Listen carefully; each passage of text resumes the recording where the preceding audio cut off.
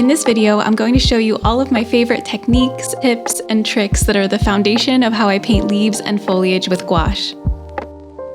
I'll be using basic round watercolor brushes with a little bit of firmness and snap to them. Let's start out by making a single brushstroke leaf. Place the tip of the brush down on the paper lightly, then push down so that the whole length of the brush flattens out against the paper. Pull up slowly so that the tip is the last thing to touch the paper as you pull away, which will give you a point at the end.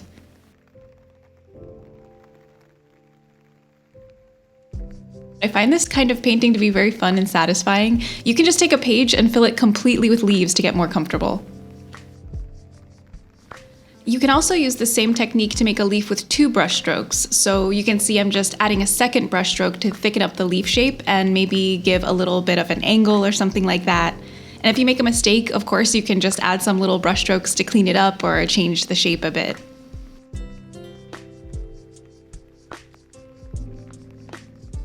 I think it's a lot of fun to experiment with the angles of the brush strokes and, leave a little bit of a curve here and there to make it look like the leaf is bent or maybe has a curl at the end or something like that.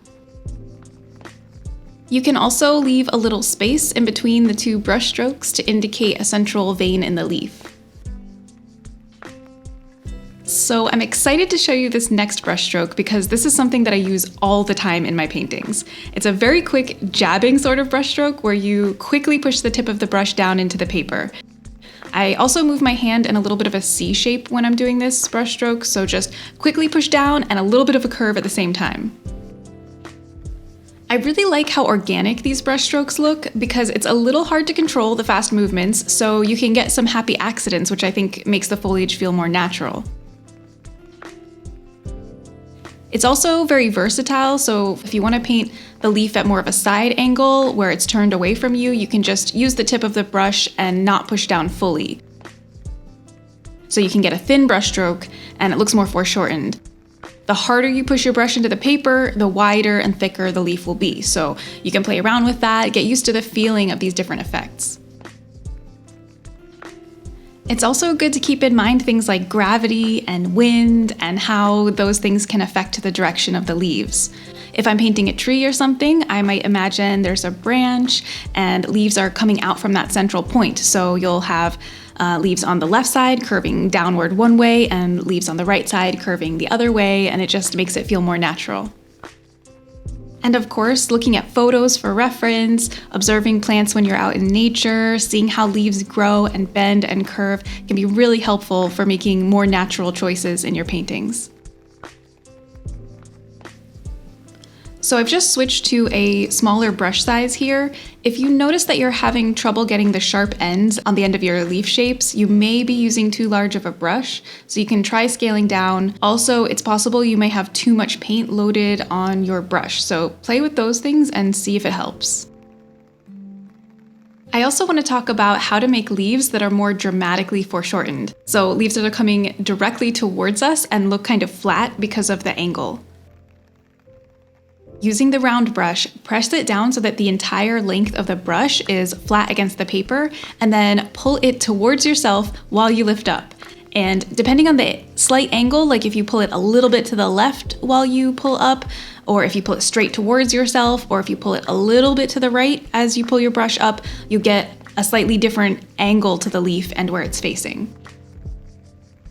So putting together these different types of brush strokes, you can create some natural looking bunches of leaves that have a variety of different angles in them. You can also experiment with doing the same type of brush strokes, but with different brushes.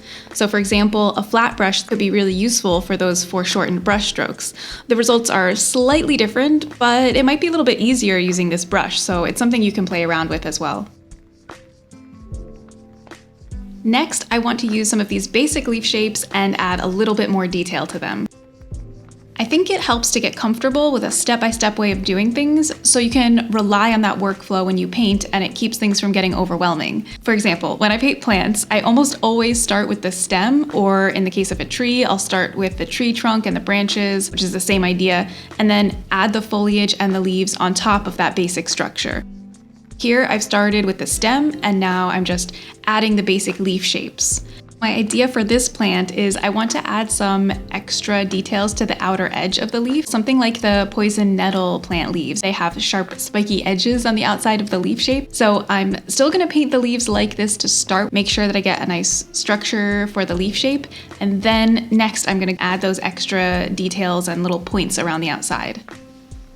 I think if I were to try to paint it from the beginning with that kind of shape from the start, it might be a little too much to do all at once. I think it would be easy for the proportions of the leaf to get thrown off and the spikes to become too large and overwhelming. So that's one of my big tips. Even if you're going to add some fancy details to your leaves, sometimes it's best to just start with the basic structure first and then add those details in the following step. I'm going to paint a couple larger leaves here, so we can also layer and paint some details on these too, and maybe it'll be a little bit easier to see at this size. So now that things are dry, we can move on to the next layer. I have a darker green, and I'm just starting with adding details.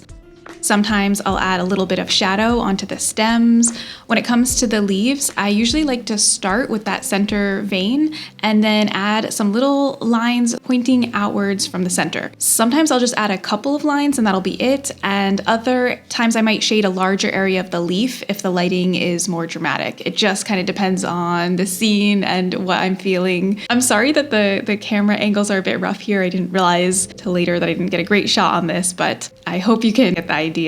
I'm going to use the hairdryer here to speed up the drying process. It's really important that these layers are dry in between so that the colors won't be mixing together and we can get a clean layering. So if you get impatient like me, just use a hairdryer to speed it up before you go to the next step. So you can see I've started with the highlights. I'm using a lighter color green, but basically doing the same thing that I was doing with the shadows, adding a center line to the leaf and then some lines radiating out from it. Sometimes I'll also add a line around the outside edge, especially if there's light coming from the side or something like that. You can think about how the lighting situation works in your image and where it might make sense for a highlight to be, but don't stress about it. I like to just go with the flow and do what I think looks nice. I don't necessarily overthink it scientifically or anything like that. So just add lines here and there where you think they look nice and, have fun with it. So here I'm grabbing one of my favorite colors, which is the Winsor & Newton Cobalt Turquoise Light. I'll often use this color, sometimes mixing it with a little bit of green if it's too bright right out of the tube, but I use this for making little highlights on the leaves. Sometimes in addition to the light green highlight, I just like getting that little bit of hue variation. I think it makes things feel more lively. If you look at photos or look around when you're outside, especially on a nice sunny day, you might see some blue light reflecting off of the foliage, especially leaves that are in the shadows. So I really like to use this in my painting. So I'll often add a little bit of blue highlight right at the end.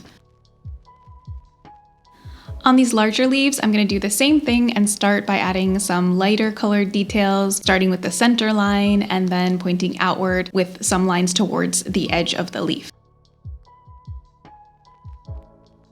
Here I decided that my leaf was a little bit too dark and I wanted to brighten things up. With the mixture that I have right now, the paint mixture, it's pretty opaque. I don't have a lot of water mixed in with my paint. So I'm able to just paint on top of what I already have and reimagine it however I want. That is the great thing about gouache. You can cover up mistakes, you can try different things. If it doesn't go perfectly the first time or if you just want to do something else, there's no problem at all. And I find that very relaxing and comforting about it. It's also fun to just experiment with things. I wanted to try something here, starting with a darker green for the first brush stroke, and then while things were still wet, using a slightly lighter color for the second brush stroke. It didn't really look like much, so here I'm gonna try with an even lighter green as the second color, and I think that worked out a little bit better. So this is just an idea for the base color of a leaf. You could try something like that first and then add details on top and maybe get a little bit of extra texture and variation.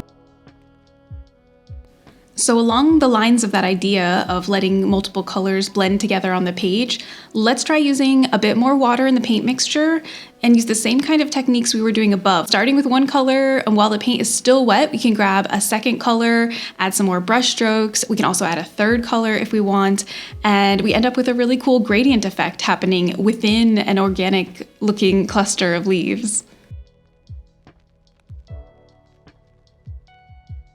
It's also fun to play with the opposite effect and use less water to create more dry brushed types of textures. So for example, here I'm using a mixture with more paint and less water on my brush, and you can sort of drag the brush against the paper and leave this gritty texture. This can be really cool for grasses and palm fronds and things like that.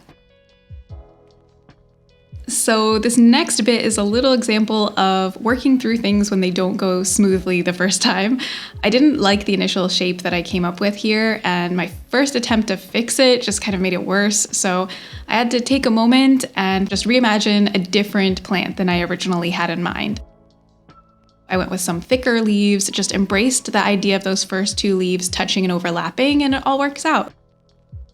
I think that's one thing that's really fun about painting nature. It can be a bit more forgiving in some ways because who's to say what kind of plant this is, you know? If you make a leaf a little thinner, a little thicker, maybe something happens, the angle is off, it doesn't matter. All of that can happen in nature, you know, things aren't perfect, and that's part of what makes them beautiful and interesting.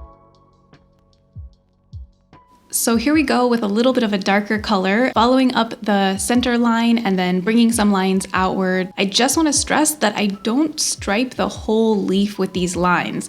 You can kind of sprinkle them in here or there. Sometimes I'll focus them a little bit on the end of the leaf, or here, for example, around the outside. I have a couple of lines around the outside, a couple of lines coming from the center, but not necessarily across the entire leaf.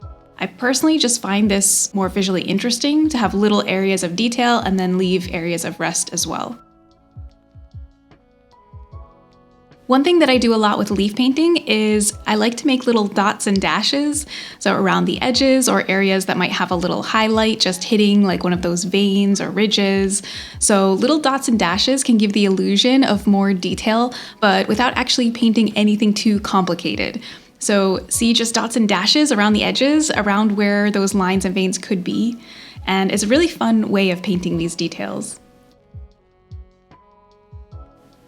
So I want to show one more quick example of this type of detailing on a leaf, but where I don't use shadows and only use highlights, because this is absolutely something that I do. Sometimes I do the opposite and I'll only use shadows and no highlights. So I just want to point out that's an option. You do not have to use both on every leaf. It can depend on many factors, lighting situation, just what your taste is. For me, it has a lot to do with the level of detail that I want. Sometimes I'll have plants in the scene that aren't quite in the focal point, but they're close enough to the foreground where they feel like they need a little extra something, like a little extra detailing just so that they feel finished, but I don't want to overdo it. So in that situation, I'll do something like this and just throw a couple highlights or shadows on the leaf just to give it a little bit of extra polish, but that way it doesn't fight with the focal area of the painting that I want to be the most detailed.